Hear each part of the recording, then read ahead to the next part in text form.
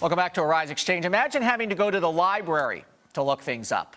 Go through the card catalog. Remember that? Well, the internet today turns 25. It was back on March 12th of 1989 that the British computer scientist Sir Tim Berners-Lee announced his proposal to make information sharing possible over computers.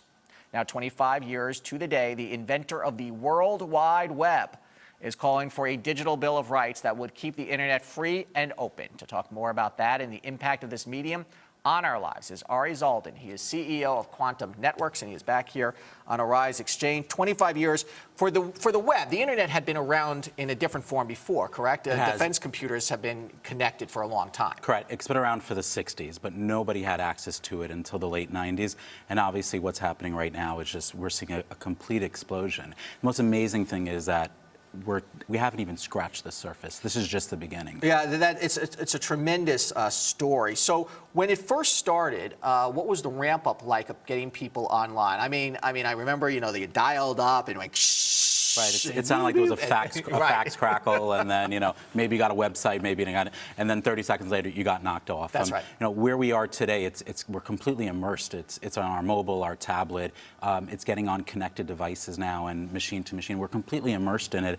And again, we haven't even scratched the surface, which is amazing. And I think we have a graphic, if I'm right, of some of the sort of milestones of the internet. There is billions of websites now. Is that correct? Yeah, and they're just growing every single day. And so, where do you think the internet now has to go to the next step? Because this has exploded so quickly. 25 years is really virtually no time in history. Is this a platform that now needs to change to survive? I don't think it's ever going to change. I think it's going to evolve, and it's going to evolve very, very quickly. I think we're now going to move into a medium where we're dealing with technologies like machine to machine. So we're going to have our television communicating with our refrigerator that's going to communicate with Amazon. We're going to see sensors on our bodies. We're going to see health technology that is the next step probably, right? Some wearable technology that is going to interconnect with the internet. So now in all of this, privacy has the death of privacy they talk about. There was a good 60 Minutes story this weekend, I don't know if you saw it, about how everything we do online on our mobile phones is tracked and assigned to us personally in some cases. So as is typical of technology, laws take time to catch up to it. What do you think needs to be done there? Right. I think there needs to be a standard, and I think that's what Sir Tim Louie is looking to do right now, is create some sort of digital standard, some Magna Carta that actually enables some sort of security and some standard and some protection for the citizens that want to be able to move around and mobilize on the web without having to give up their personal freedom. How is that going to get deployed? Do you think it's going to be driven by the government, or do you think companies are going to start getting some pushback to do better? Nobody really knows. Obviously, we're going to have, you know, the government wants to be more involved.